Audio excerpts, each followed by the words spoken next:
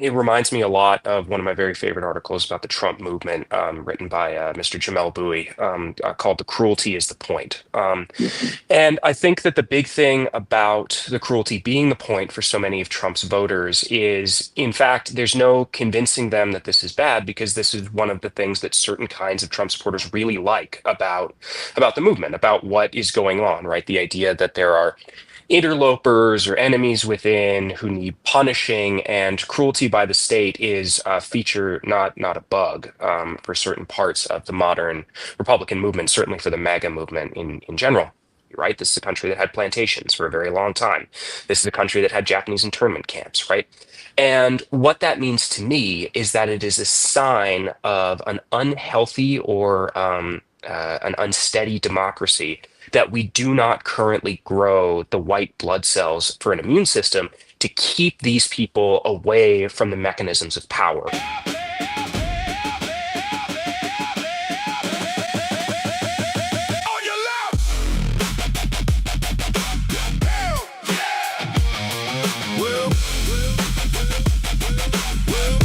What's up, YouTube? Welcome to On Your Left with Drill Sergeant Doug. That's me, Drill Sergeant Doug. And this is the political roundtable, but the kind that doesn't suck. You know, the kind that doesn't have people on just to spew one wing or the other's talking points without actually having anything meaningful to say.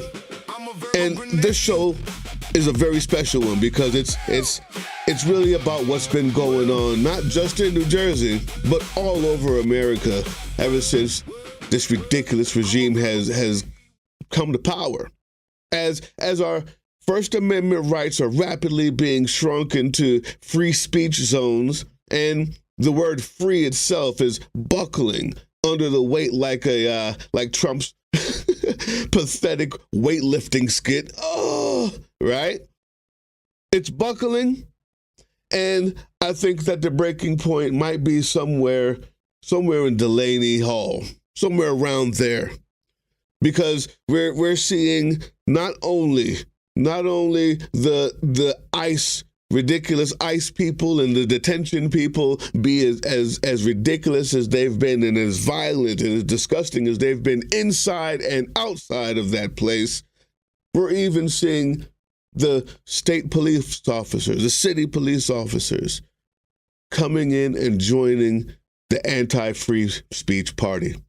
So today, I have some very special guests, and we're going to talk about where we go from here. We're going to talk about how to move forward from here, what we need to do to make sure this doesn't happen again, but also, how are we going to stop this now? What are we going to do? And as always, we have somebody who's been on the ground there, who happens to be a creator, but this time they've been protesting on the ground. Is going to have a lot to say. Chance, you've been on the ground there. Tell everybody who you are. We'll do short introductions, and then we'll get right in. Yeah, I am Chance Meeting. I'm a writer and a filmmaker and a documentarian who has been documenting resistance movements since the beginning of 2025 with the second Trump administration. And I was just in New Jersey at Delaney Hall this past weekend, and everything that I saw on the ground. I was on the ground in Minneapolis for 2 weeks during Operation Metro Surge, on the ground when Alex Preddy was murdered, and, you know, saw the cruelty of ICE then when they shut down pretty much 6 city blocks and were just doing nothing but brutalizing peaceful protesters and gassing us and everything. What I saw on the 30th of May on the ground at Delaney Hall was worse than that. It was insane. And then the response from Governor Sherrill before what she said was going to happen with bringing the police there. saying that they were going to protect peaceful protesters, which was a lie. Saying that they were going to protect their First Amendment rights, which was a lie, saying that they were not going to be as violent as ICE, which was a lie. And then afterwards saying that they did not use any projectiles, which was also a lie. I was standing right next to Ian Austin when he was shot. He was shot 6 times. And they were actively targeting him, all for using his voice. This was not ICE. This was the New Jersey State Police. That they were not beating people when they were all at the fence. They had batons. They were beating people. Photographer Tom Hudson, he captured some footage of that happening. Pretty much everything that Governor Sherrill was saying was a lie.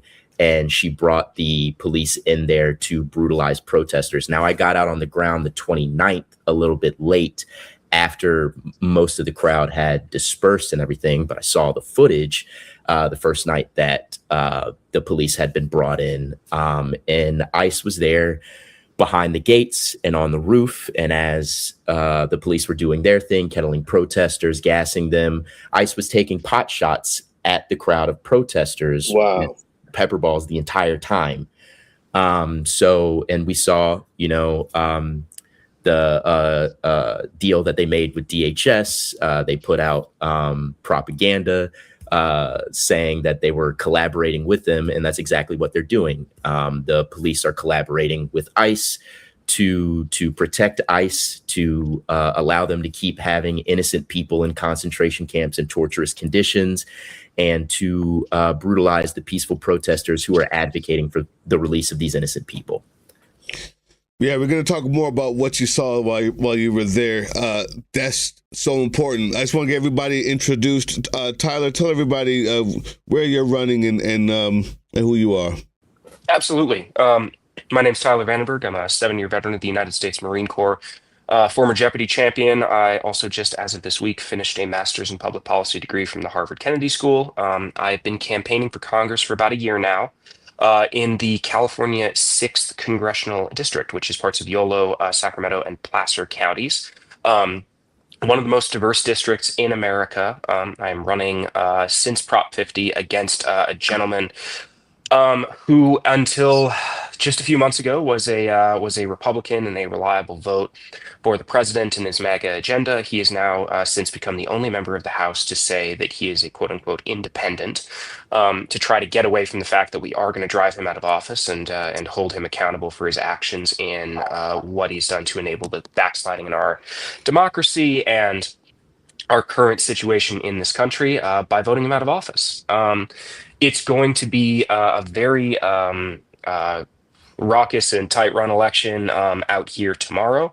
The primary is Tuesday, June 2nd, and I am very grateful to be here in the closing hours of the campaign to get a chance to spread the word.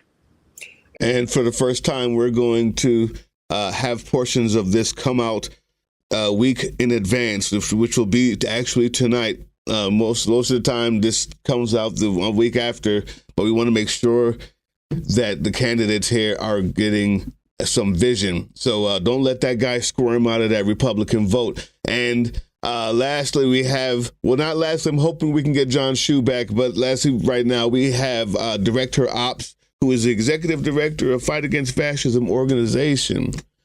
FAFO, gotta love a good FAFO. Give a little introduction.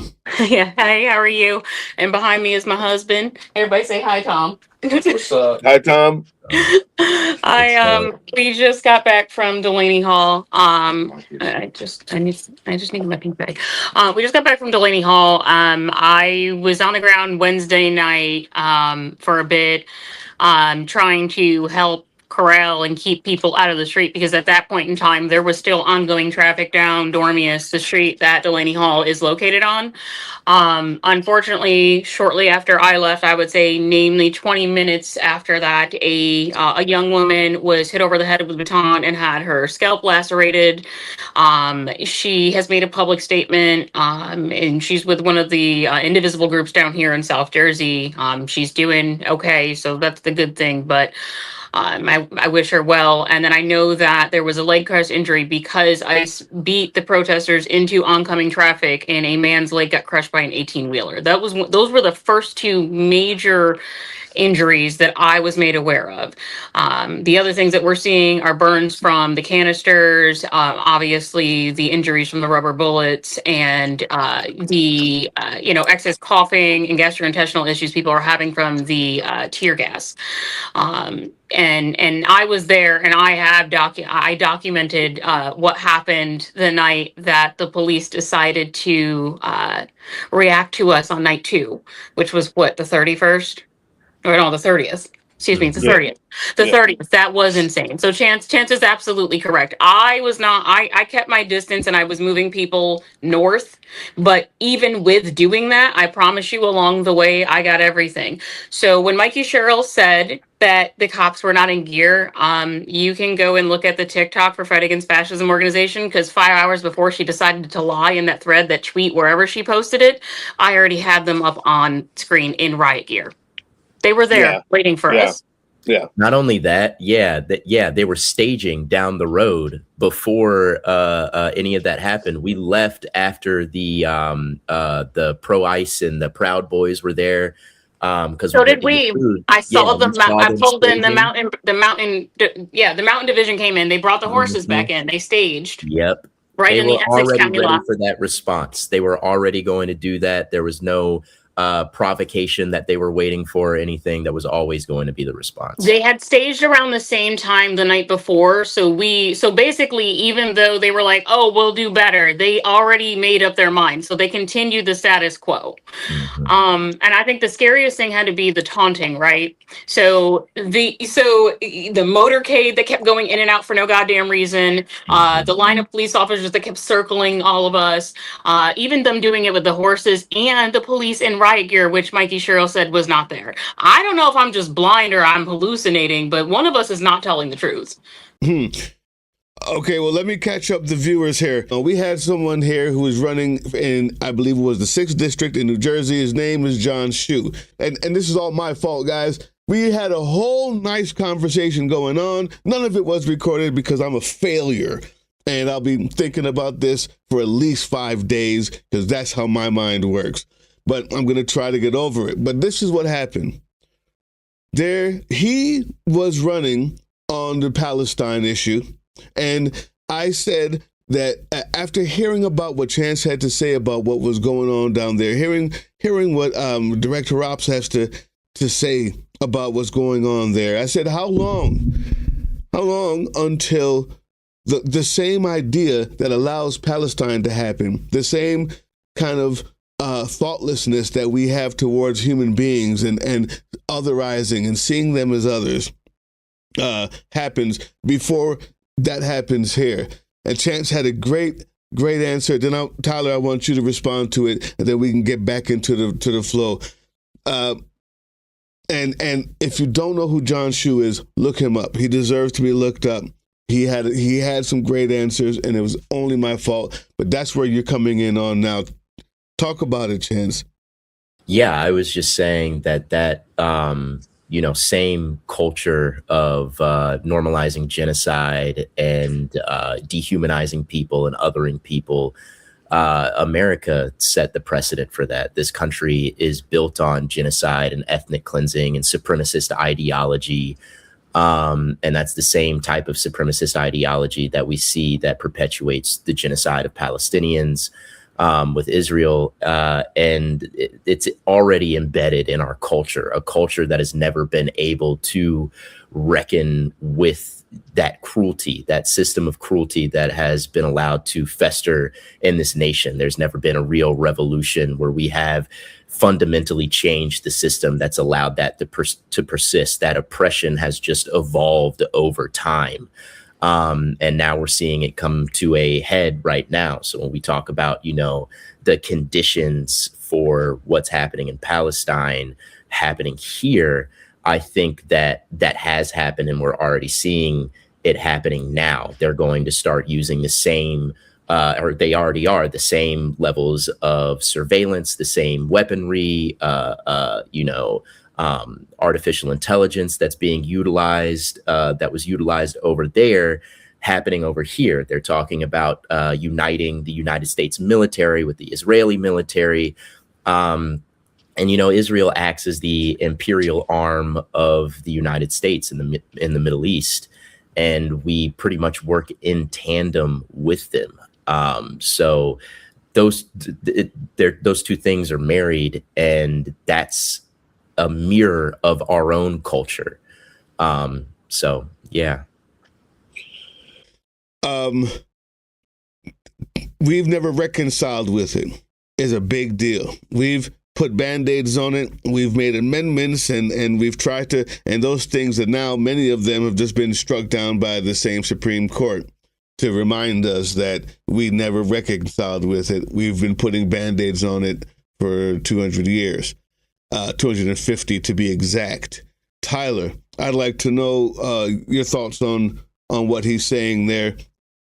You're having to run against somebody who voted with Trump 90% of the times, and we are coming to a place where people. John Shue also said, which was another thing that sponsored this, that spawned this, that, you know, what is it going to take to get those people to believe what's happening in these concentration camps?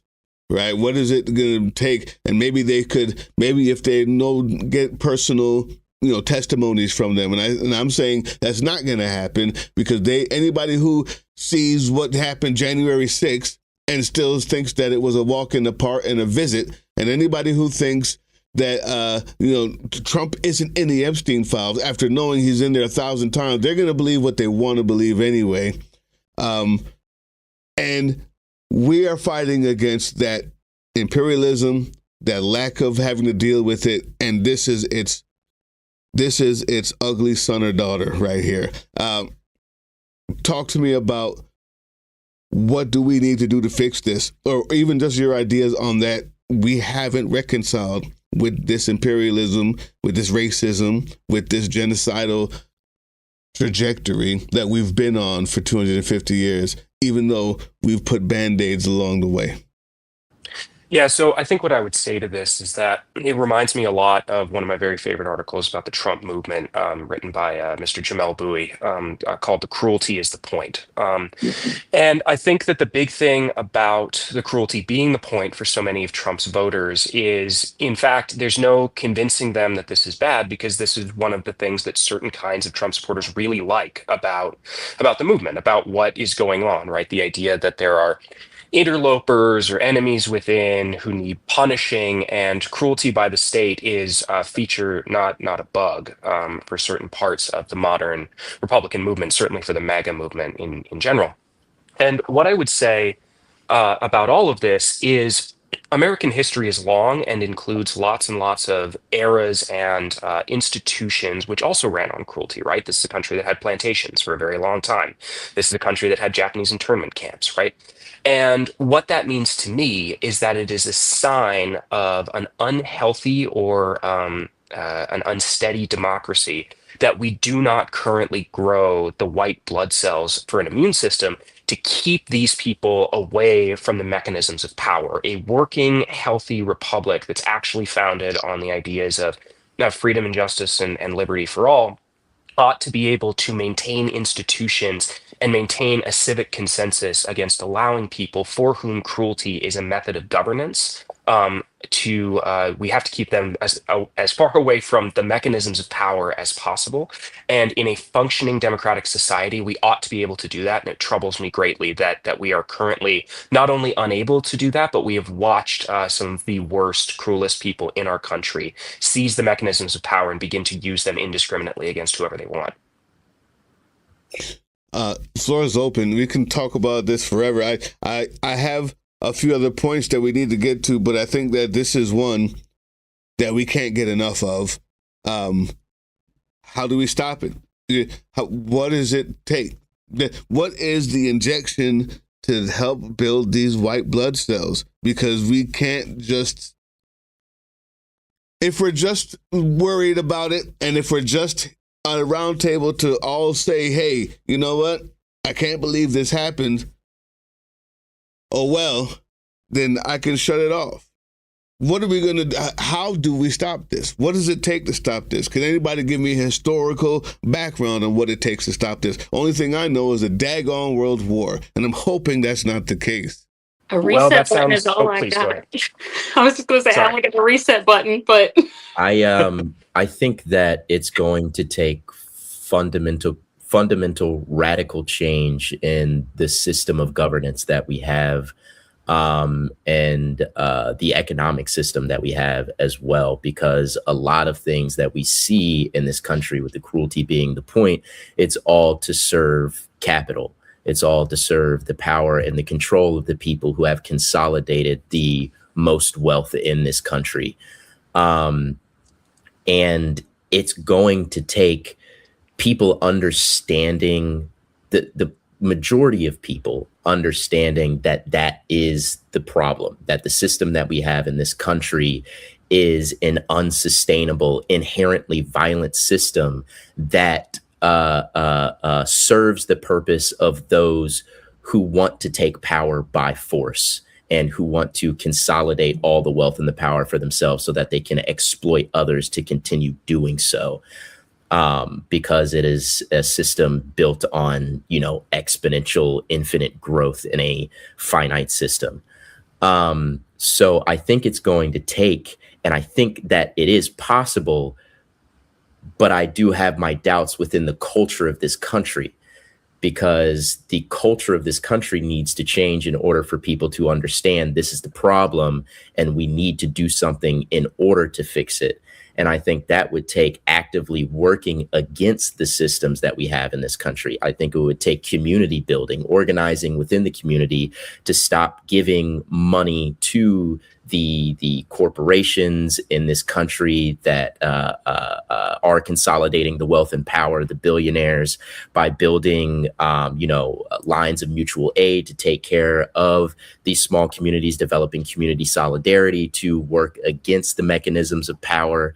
We have to cripple the levers of power that they have and build our own outside of that in order to work against that. And that's going to take a huge amount of sacrifice. That's going to take a huge amount of mitigating harm that's going to come within that sacrifice. I think that it's definitely a possible thing to do, is a plausible thing to do within the culture that we have in this country. I don't know yet. I don't think so. Go ahead, director.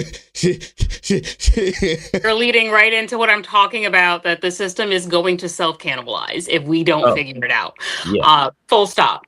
Here's and I'm going to just lay this out. So we've got data centers popping up all over the U.S. and their alleged use is saying that they're going to create jobs. The truth is they don't create enough jobs, or those jobs are taken by AI. If no one is working to buy the things that they want to sell to us, who the fuck is going to buy them?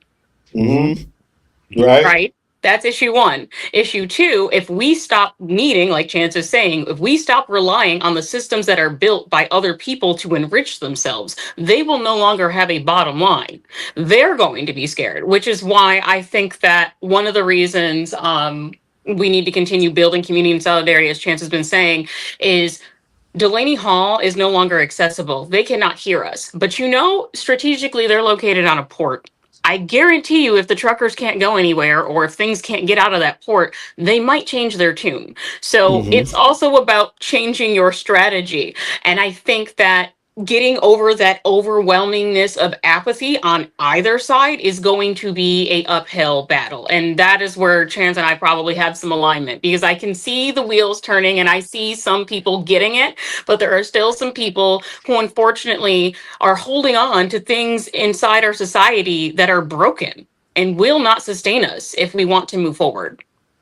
Tyler, you're running to be a part of that system. What say you here?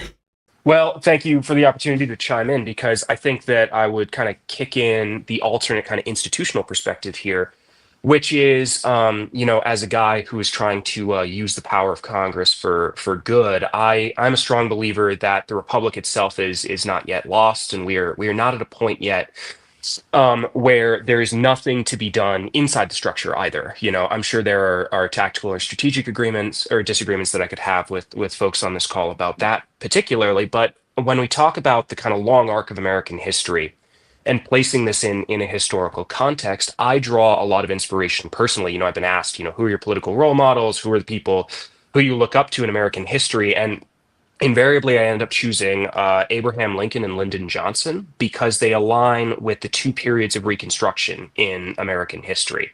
And to me, given the kind of structural crisis that we are undergoing right now, right, a decay in the function of one of the two major political parties, the rise of massive authoritarian extremism and fascist enablers on Trump's side of the aisle, overt white nationalists and Christian nationalists in positions of power and influence in the administration. I draw a lot of inspiration from the fact that in times of abnormal and exceptional cruelty in American history, actually, the Republic itself, if we are willing to use its power in this way, has the ability to make massive political change to back up kind of the social change that's happening around it, right? So to me, social change, building solidarity, all of these things are excellent, but I am kind of a cynic in that I don't believe they can do everything that they are capable of without holding and wielding actual political power inside the American system and republic we live in. And here we go. Now we're getting into the debate, Director. I see your hand. I do want to finish this No, point. no. I hear what you're saying. I'm only going to Let counter him finish with let him finish the point. finish your thought. Finish your thought, right and there. I Okay. got something for you. Yeah. Okay, and here's the reason that I draw so much inspiration from the previous two reconstructions, right? Because these are unfinished work. It was unfinished in the 1860s and 1870s, right, with the corrupt bargain of 1877. It was unfinished in the 1960s, and we are currently watching the decay of the Second Reconstruction by the Supreme Court, ripping it apart. This, to me, is where the American Republic, as slow as it is to react, as difficult as it is to make structural change, if we can build both the social power and the political power to make structural change in the American Republic, this is where I think of things like constitutional amendments that fundamentally alter the scope of who is protected by the American government and can help us to move towards a more equitable future, right? I don't think anybody now, well, maybe some Republicans would dispute this, but I don't think anybody now would say in good conscience or in good faith that, say, the Reconstruction Amendments, right, 13, 14, 15, are not fundamental to the way our country is run at this point. They will always be under attack by the right-wing movement in how we do these things. But to me, it is essential that while we have a window to use the U.S. government for good, not only that we seize it.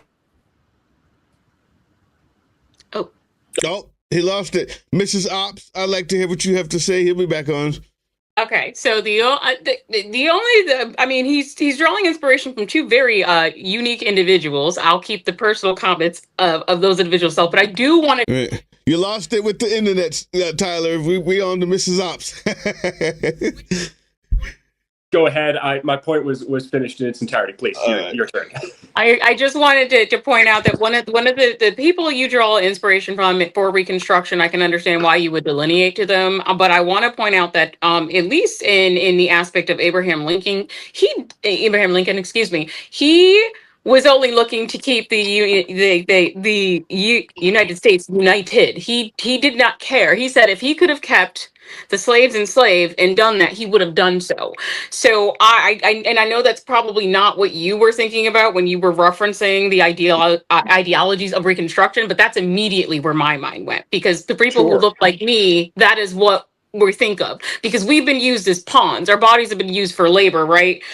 So I'm not necessarily saying that the confines of government and political power aren't necessary, because you can go look at New York City right now. Mandami's doing a fantastic job.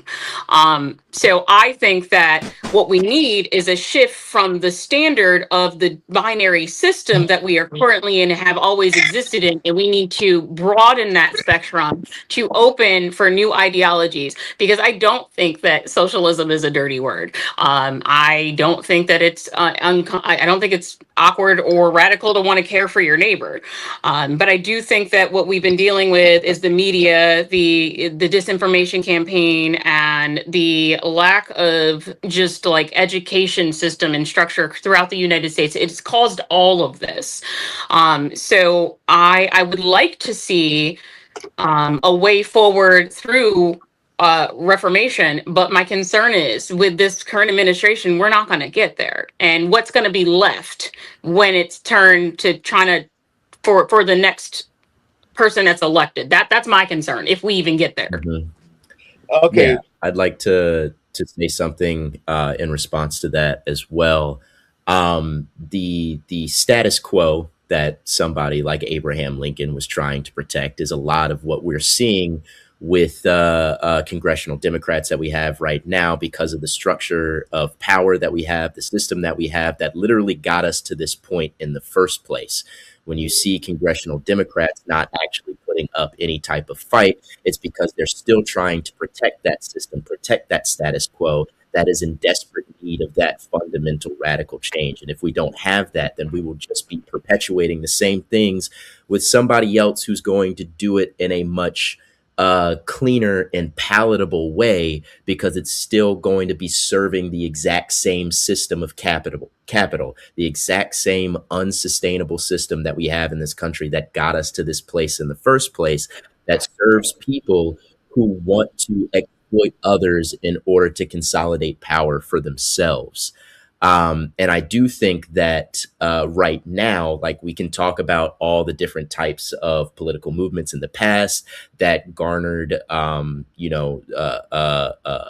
amendments to the Constitution, that garnered more rights for people and everything like that. But those times in the past when there was that level of cruelty, or when fascism, had its day in the sun, there wasn't this type of consolidation of wealth and power amongst the elites, and this unprecedented weaponry and technology that we have right now. And then also with the people who are in power, the tech billionaires and the politicians that surround them, and vice versa, they have put their plans out in writing.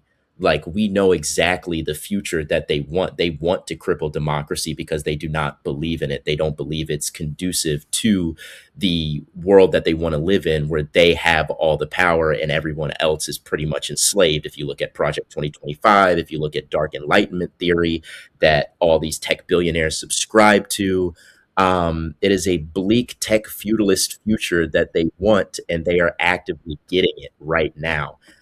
So if we do not have that radical change, it's not going to matter what Democrat we put into office to do what, to maintain the status quo.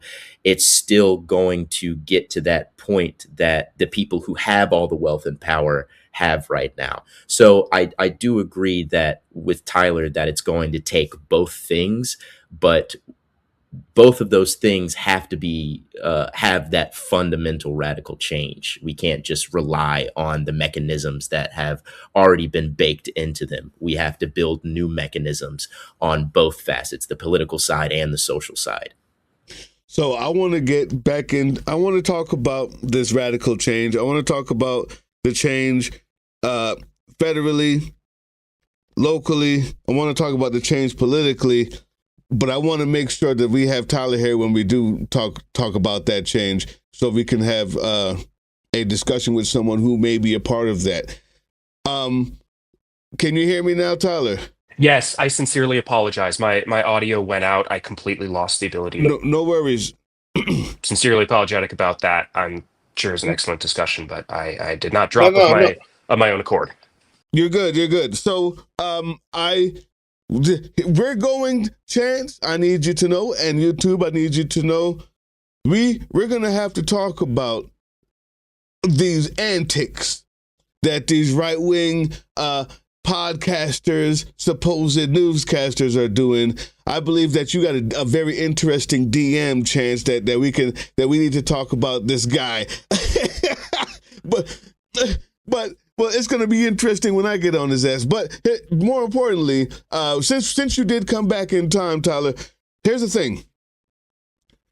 You mentioned Abraham Lincoln, and on a whole other side of what he was thinking or why he did it. I think more importantly than that, because the levers of politics are rarely about what you think is right or wrong. It's about how to maintain and keep power. That goes, I don't care who or what, unless you're talking about Native American governance. And even in that case, I doubt that it was all just, fruits and berries. The most important part of that is Abraham Lincoln is, instead of cutting their fucking heads off, and I can make that more palatable to you for a commercial before tomorrow. He let them go. He let them go. Instead of saying, you guys are going to pay restitution, you guys are going to pay your slaves, you guys are going to give that the 2 acres and a mule or whatever the heck it is, and you're going to be punished. You cannot come anywhere near the courthouse again. You cannot come anywhere near the house of government again. Instead, he said, it's all water under the bridge, and he let this fester. The same thing happened with the J6 people. They get pardoned.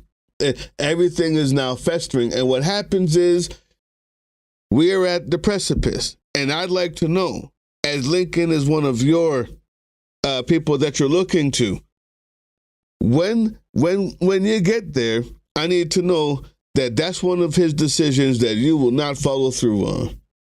Yeah, so I get to nerd out a little bit about the meaning of the Civil War and the Reconstruction. So thank you all for the opportunity. First of all, I want to go back because one of the last things that I heard before the audio disconnected is Director's correct point that at the time of the first inaugural, Lincoln was saying, yes, if I could, maintain the whole nation, if I could bring it back in with all the slaves still in chains, I would do it. If I could do it without fighting war, I would do it. Like, he was absolutely saying that in 1860 and 1861, about the time Fort Sumter was occurring. But between the first inaugural and the second inaugural, his second inaugural, when he's coming back into power at the close of the war, he's using phrases like, if every drop of blood spilled by the bondsman's lash needs to be repaid in kind by the sword, so must it still be said that the judgments of the Lord are true and righteous altogether. The conversion of the Civil War, the adaptation of Lincoln and his government over the course of the war from this is a war to maintain the political integrity of the Union to, in the middle, the Emancipation Proclamation and then the 13th Amendment, and this becoming a war about the destruction of the institution of slavery because no other change would have been adequate for the amount of blood spilled in the contest of the actual war, right? That conversion, that adaptation in Lincoln is the thing that I greatly admire, right? He comes in kind of a machine politician representing a cause that is for abolition, right? But wins in a 4-way political contest, a split vote, one of the most split in American history, to take power, loses the South, and then has to fight with the South all this time until he and his cabinet and the army and the people of the North recognize that there is no resolution to this war that is commensurate to the sacrifice besides the absolute annihilation of the institution of slavery.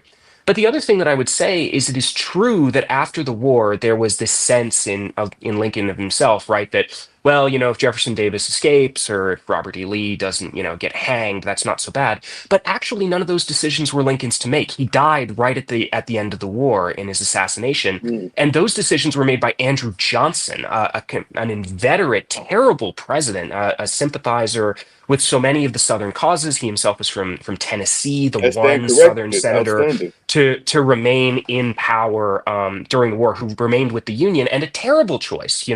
If I had my way, having like Thaddeus Stevens or somebody in that position, or Hannibal Hamlin or Benjamin Butler to say, no, actually, we're going to hang Robert E. Lee for what he did, right? We are going to, throw Jefferson Davis and the cabinet in jail or worse for treason, right? Like those measures should have been taken, but they were not taken because we didn't wield between 1865 and 1869, the mechanisms of American power towards justice, they were actively inhibited by President Andrew Johnson, who inherited it after Lincoln's assassination.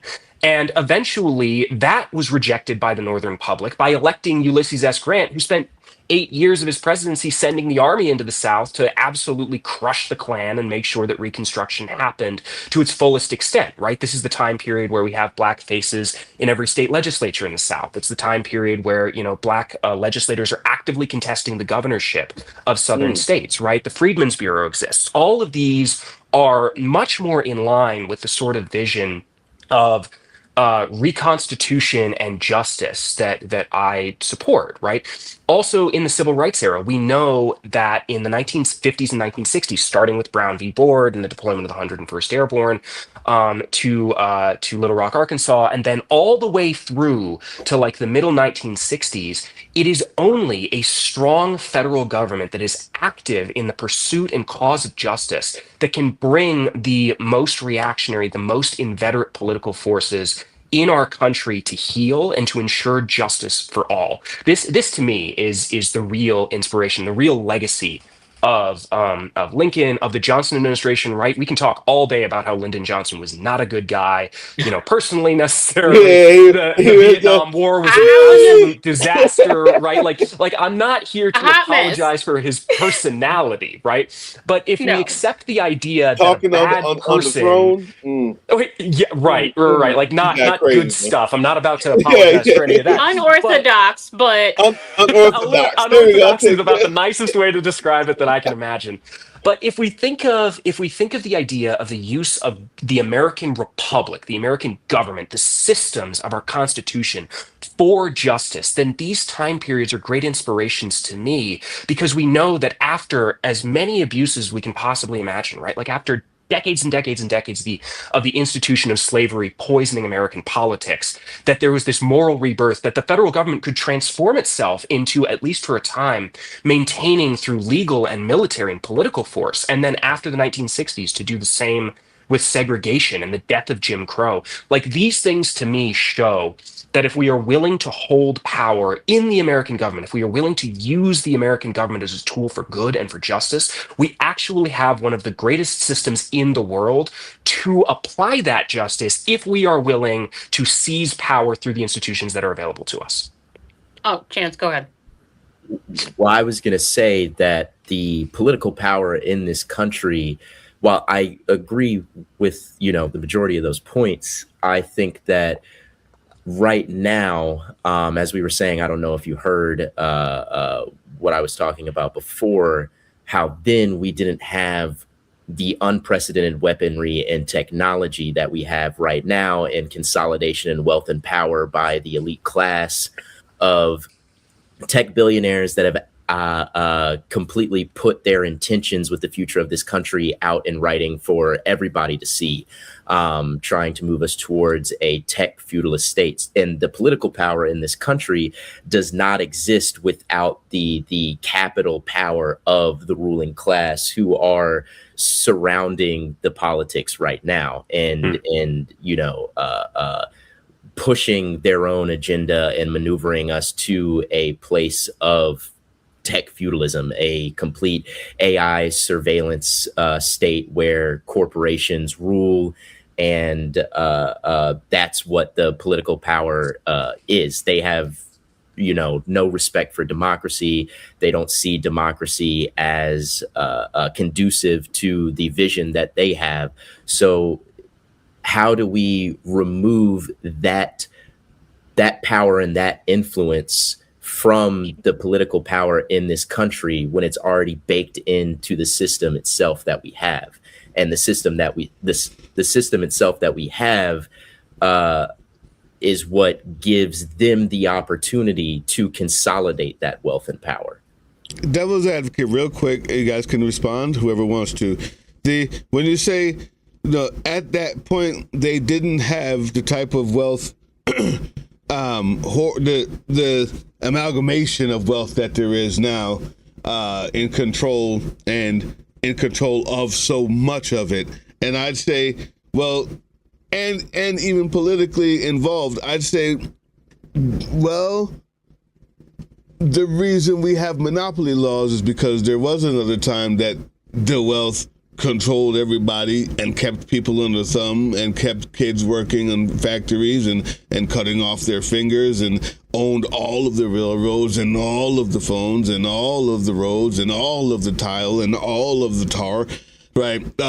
There was another time that it happened, and this is just devil's advocate playing, again, using Tyler's adage of, because the people in charge, because the politicians took what was happening in a movement and turned it into legislation, we ended up getting those things that now we would say, okay, now you enjoy. And that is, the weekend, no kids working, the monopoly laws, blah, blah, blah, blah, blah. And those aren't blah, blah, blahs. Those are important things. That's to go with Tyler's point. And this devil's advocate, on the second half of it, Tyler, I want to say to you, isn't it interesting that every time Lyndon B. Johnson said to Martin Luther King's face, I don't have the power to give you the Voting Rights Act, until he went out there and got sprayed and bit with dogs.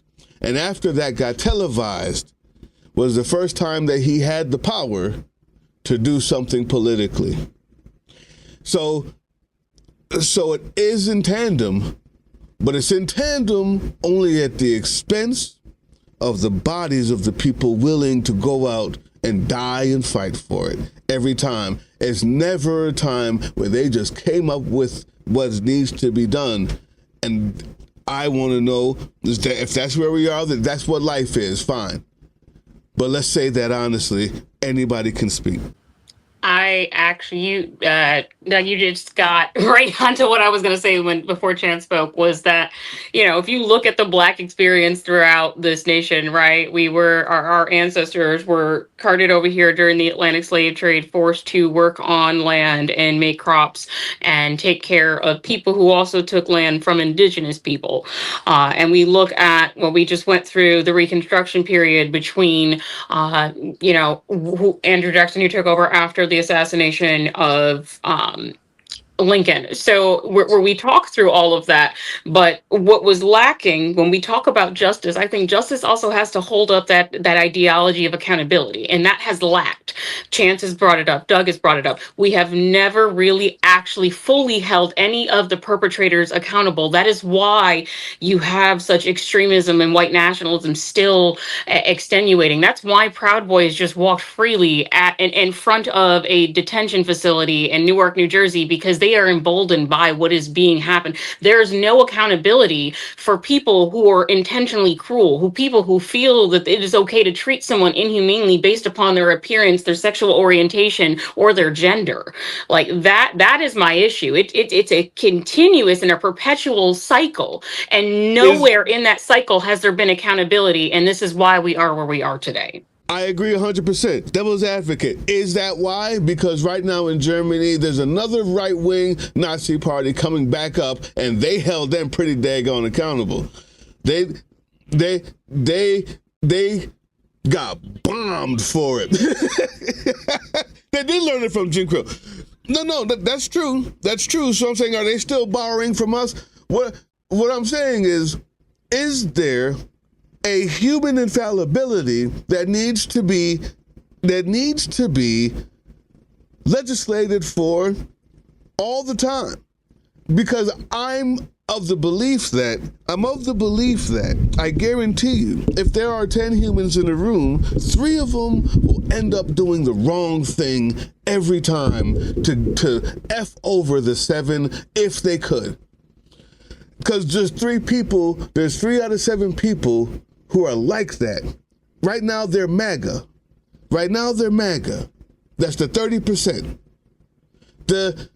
There's 3 out of 7 people in every African nation, in every European colony, in every Indian town, all over Asia. Every place you're gonna find 10 humans, 3 of them are going to do this. I think that egalitarian rule is great. We need to work towards it. I think we need to be dealing with our communes without saying the full word, and need to work towards it. And we got to be fighting all the time, spilling the blood, so that the legislatures can get the power they need, as Martin Luther King put it. But I think if we ever believe that there's something that is going to stop that 3% from existing or hold them back, we may just be wrong in that assessment and fail every time. Go ahead, Chance. I think when you're talking about putting, 10 people in a room, and there will always be, people in there who are going to fuck up things for the rest of them and everything like that. I think that happens because of the system that we live in that serves profit over people. So it incentivizes people to not care about their fellow man, but care about the profit that they're going to get so that they can have more and feel comfortable over the other people that they see. That's why exploitation happens. And that's why I think there needs to be a fundamental change in the system so that we are not serving capital. We are serving the people. We are serving each other. And I think that the reason why a lot of these problems persist in this country is that we have that consolidation of wealth and power by people who want to exploit others. As long as we keep perpetuating that, we won't be able to legislate it out unless we have that fundamental change. Yeah, if I could just jump in here, I think that there's a point that director made, and that Chance is kind of aiming at here, and Drill Sergeant Doug, you've been aiming at as well, which is, yeah, none of these political changes happen without big social movements behind them, right?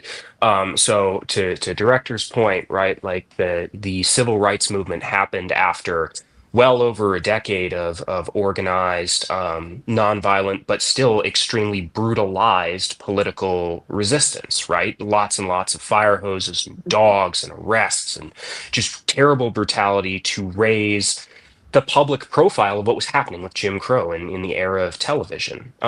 But we talked about, the 40-hour work week, and we talked about, the invention of the weekend and getting kids out of, steam looms and all these other, really brutal industrial institutions, right? That happened because union organizers in this country were shot at and arrested and disappeared. And all of these things required huge, massive pressure political movements that were crushed either by private forces like the Pinkertons, or by Bull Connor and his cops in the South. I think, to me, though, that one of the things that is so noticeable to me about this political moment is my entire adult life now has been, I'm 31, I was born in 1994. My entire adult life has been characterized by a series of really big social shifts and social movements, right? In this country, right? The Black Lives Matter movement, the Women's March, right? These enormous kind of enduring, powerful social movements, that I think the problem in our politics now is a disconnection from the levers of power in Washington, because our politicians are unwilling to capitalize on the social gains that are being so hard won by organizers in the street. That, to me, is the actual problem here. And with this midterm election, this is what we're trying to do, right? Like electing the right kind of Democrat, getting the right kind of person in office to say, okay, for over a decade, organizers have been, lying down in front of, ICE vehicles, or in front of, cops firing tear gas at nonviolent protesters, right? Like we have people who've been putting their bodies on the line, and we know that the number of killed is not zero, right? The number of injured and brutalized is not zero. And those sacrifices can only be made good, can be rendered to have not been in vain by a political consensus and by a Washington that is actually willing to govern, to make up those social gains in actual policy. This, to me, is the reason why so many Americans, affordability is part of it, and, discontent with our democratic system is part of it, money in politics is all part of it. But to me, this demand, this strong strong demand in America, particularly since 2016, for change, right? For social change, for economic change, for a country and a Washington that actually responds to the discontent and the pain that people are feeling. All of that is upstream of how we got Trump a couple of times, right? And it's how we have like these massive consistent changes, these huge wave elections in Congress all the time, because the most reliable button now in the American people will press in our politics is, this isn't working, I want it to change. And if we don't provide the American people with a credible option that builds a future towards justice, that builds a better economic future, that capitalizes on the actual like pain and suffering that our activists and social movements are feeling, we are not doing our jobs to secure a better future, and people will choose the change option that is worse, that is more brutal every single time over the status quo. I was that's actually a great point, because I was gonna ask you a follow-up question, because right, I'm in New Jersey, right? I reluctantly voted for Mikey Sherrill, and because of the primary, she was not my choice, but I knew the other option was not a good option at all. And somehow we are still in the same boat where she is choosing to uphold the status quo. So that leaves me, an organizer, and many other people in my state saying, what's next? So I want to ask you, as somebody who's running to make a difference, how do we engage the rest of the people in making a better effort at getting the right candidates, the highlights that need, the visibility that they need? Because ultimately they're only going with the people who already have the PAC money, the people who are already taking advantage of the system that is there to make it benefit them. So we're between a rock and a hard place. I'm doing everything I can on the ground to be, engaging and teaching people that they need to vote, the importance of doing it more than just in the presidential election, because your local officials have everything to do with what happens to you. So I just want to hear from you what some of your ideas might be on how I might be able to maybe boost my efforts and getting people more encouraged to do the right thing. Yeah, I mean, if I could commiserate here a little bit with you, because I think this is a challenge that I think about a lot as well. I'm running in a primary election, right? And California is a vote by mail by right state, right? So everyone can vote by mail. We all get ballots. We know, we get all these voter guides. We get tons and tons of information. Even so, this is a high turnout year, but even so, right now with a primary tomorrow, the number of ballots returned is 17% of eligible voters, right? And if we don't vote in, say, primaries, we wind up with corporate choices every time because DC and PACs decide for us. If we don't have durable political organization long ahead of candidates declaring themselves, we wind up with establishment choices every single time.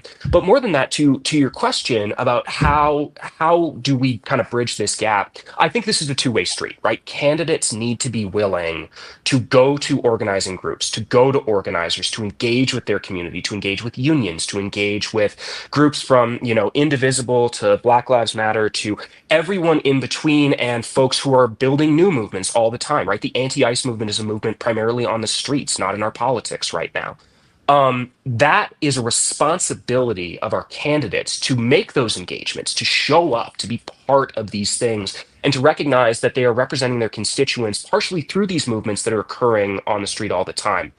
Conversely, to me, this is the answer of, Chance has mentioned this a few times, right? Building solidarity, building institutional power, building institutional memory, right?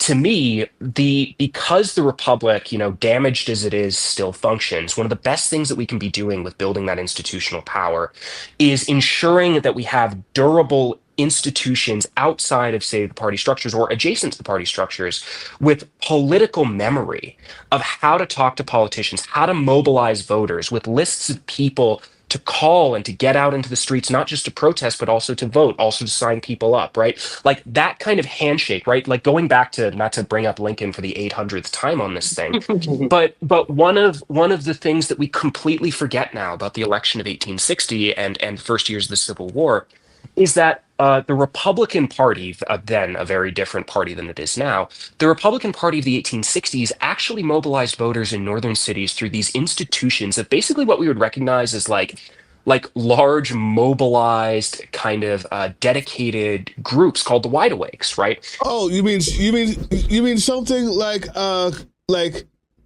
the Kirk the Kirks are running right now, where they have pockets of them every single place in America, and the Democrats are non-existent there. The Turning Point USA, like how they have them everywhere, and we're failing at that mobilization, is what I'm saying, Tyler. They're popping up on on high school campuses. They're gonna be in kindergarten in a minute because they realize that they need to be mobilized. Democrats. And I promised Kaz I wasn't gonna yell on this one. I apologize. Go ahead, Tyler. To your point, right? Like no one ever accused the modern Republican Party of not understanding how power works, right? Yeah. Like these guys absolutely understand that there is a mobilization component, right? This is why they are perfectly willing to lose money on right-wing media channels, right? They're willing to just chuck money down the drain on One American News Network, Daily Wire, Newsmax. Fox, of Evil course, genius. Oh makes my money, but it didn't God. always, right? But they're willing to light that money on fire because it's not about the profit in those specifically, right? Sure, the people at the top get rich, they pay everybody really well, but fundamentally, the thing that they're buying there is a consistent political bullhorn of mobilization, fear, and anger. And that goes all the way down the chain, right? Like if you look at how the right wing captured the legal system in this country, the Federalist Society has been working for 50 years at every law school 50. that they can get their hands on to mobilize young lawyers who don't necessarily have, institutional connections, who have a hard time getting clerkships with judges, right? Or struggling to kind of break out into that top tier and have the legal career they feel they deserve. And then somebody comes along and says, hey, we have this group that quote unquote debates the Constitution all the time, but also like we have all this money, all of these resources, we'll connect you with people, we have judges who are going to give you jobs, right? Like that's how that happened over the course of a couple of generations. That's what Turning Point is for with kind of generalized college kids and high school kids. My personal favorite is I've heard recently that Turning Point is branching out into now Northern Ireland, which is crazy to me, but here we are. But the thing to me about all of this stuff is the right fundamentally understands, and they have lots and lots of billionaires and corrupt corporate interests on their side who are willing to light money on fire to buy political legitimacy and power. To them, this is an investment, and we do not invest the same way. One, because we're at a resource disadvantage when it comes to big money, and two, especially since Citizens United, money has an outsized influence in American politics, and it has for a while, but it's gotten particularly bad in the last 15 years or so. And so, to me, I think that the biggest thing that we have on our side is not to get a little sentimental about it here, right? But like people get mobilized by causes of justice. People get mobilized by causes of outrage. And the difference for us is that we need to keep them inside the tent and working to a better future. And that institutional challenge is where I think we fall flat right now. Let me direct this in a way because we're going to have time is of the essence. And I'm sure whatever you had to say, Director Ops, was going to be out daggone standing. Okay. Part of that pipeline is these right-wing YouTubers, TikTokers, all of these people. They are being paid by foreign entities. They are being held up without actual viewership. They are disgusting creeps who I believe deserve the worst of the worst. And they show up to these actual organic places, protests, like what's been happening at Delaney, to bring it back to Delaney. People are starving in Delaney because they're not eating on purpose. Realize that, YouTube. They're going on hunger strikes and then maybe even being force-fed violently through their nose. And they're dying. And 70% of them have no charges. They're not doing anything. They haven't done anything. They're dying. Now, organically people have come up there, and New Jersey is different than it was in Minneapolis.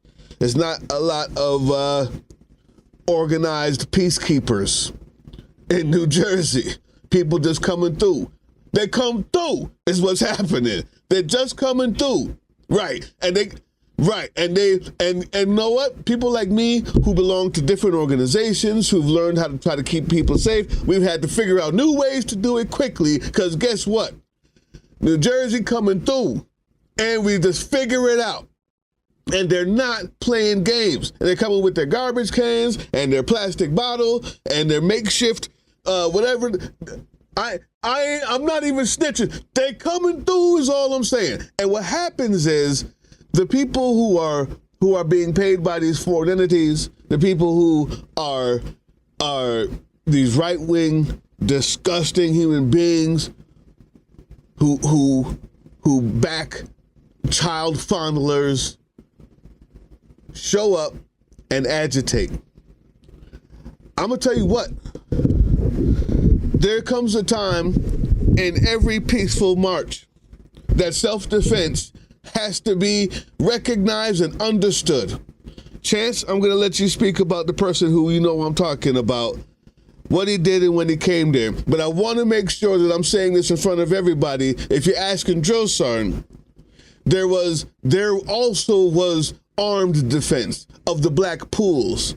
People who came home from the military and realized that their sons and daughters couldn't swim in the same pool, or they had to drain the water. And then when they decided to do something about it, KKK came around. And the only time they stopped was when people stood there with their rifles. The black folks did. Know the difference between the peaceful protest and the self-defense. Know the difference between being seen getting beaten up on camera for the purpose of getting beaten up, and beating up one of these bum-ass motherfuckers out here that's coming with a Confederate flag to kill you and take your rights away. There's two different things. All right, Chance, I apologize. Go ahead. Tell the story. Say first to the point of, outside right-wing agitators. Of course, we're always going to have to push back against the narratives of the fascists and everything. But within the movement, I do see a lot of people who are concerned about the perception of the fascists, of these right-wing agitators. And I'm of the thought of, why be concerned with their perspective? Yes, you have to push back against their narrative and everything like that.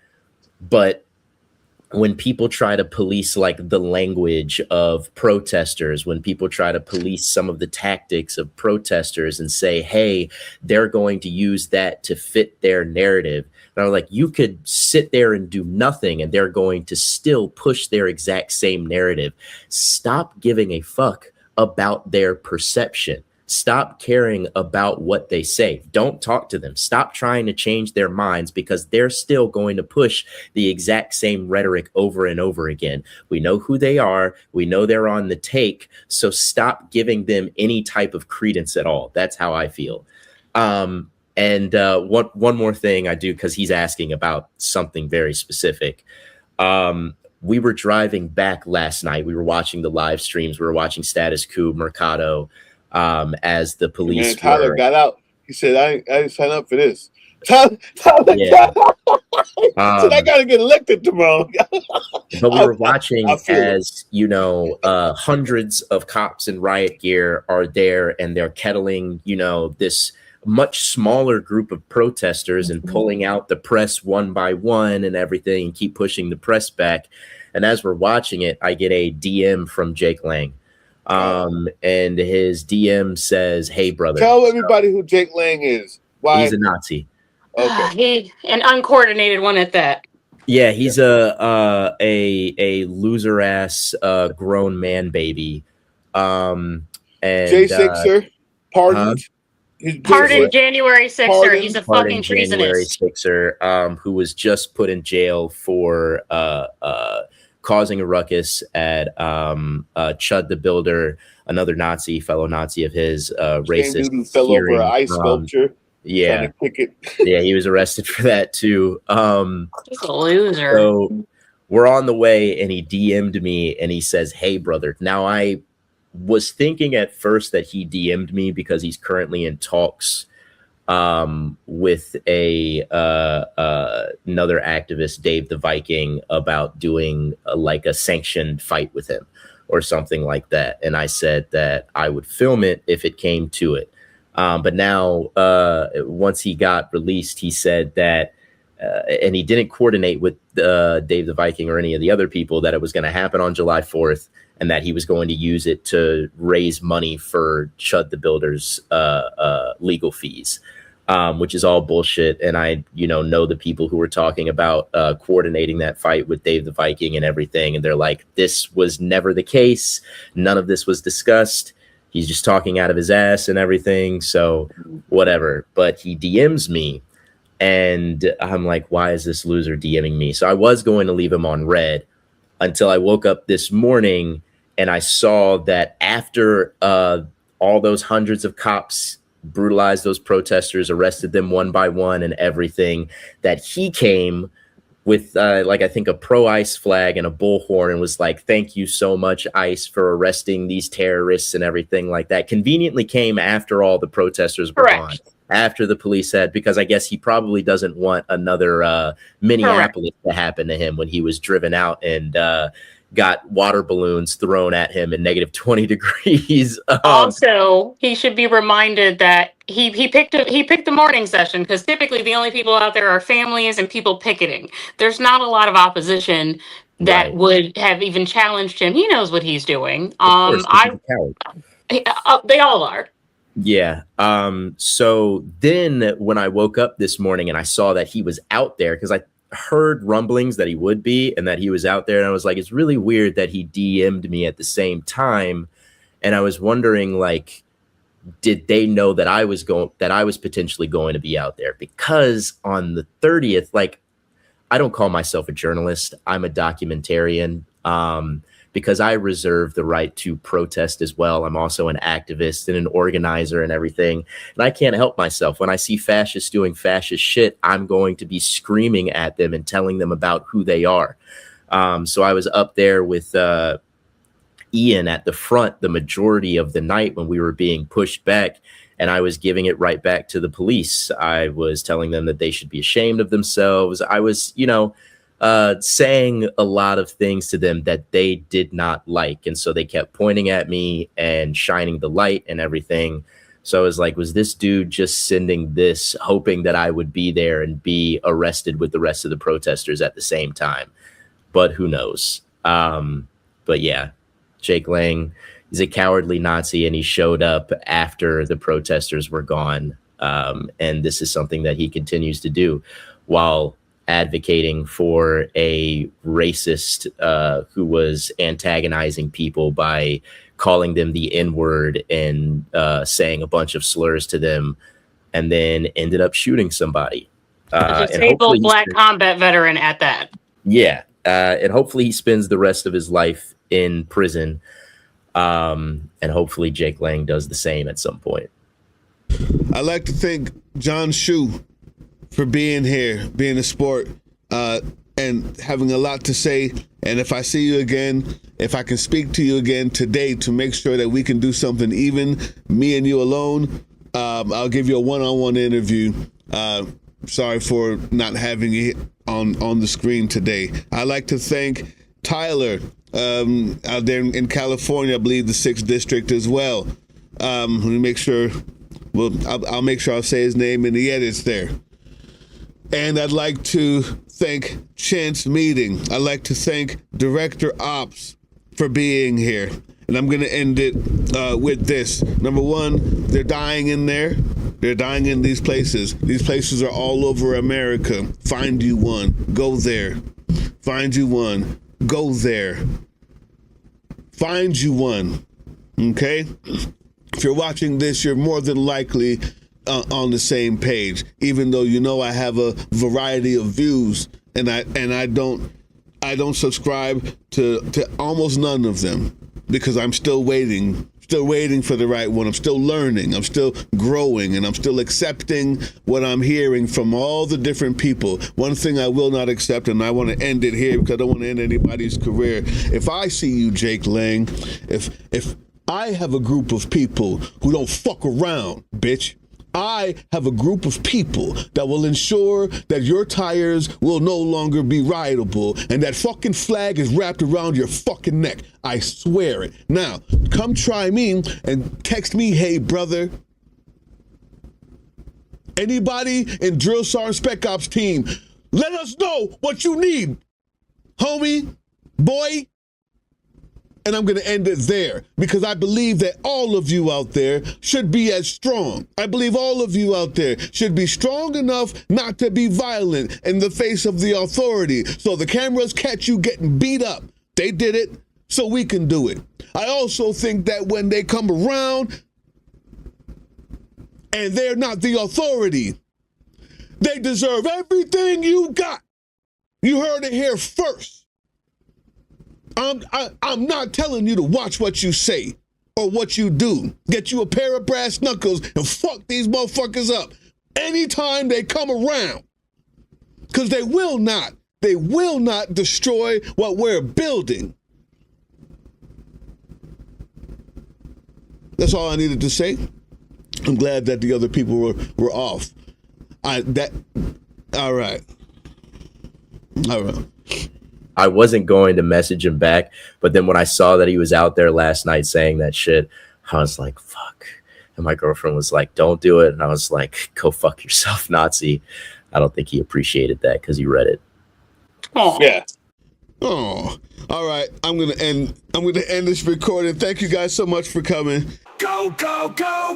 Resist! Resist! Oh, resisting! Resist! Fuck this shit's going down. That's right here, right now. The political drain. Just the news you need. Nothing driven by greed. No sipping Kool-Aid.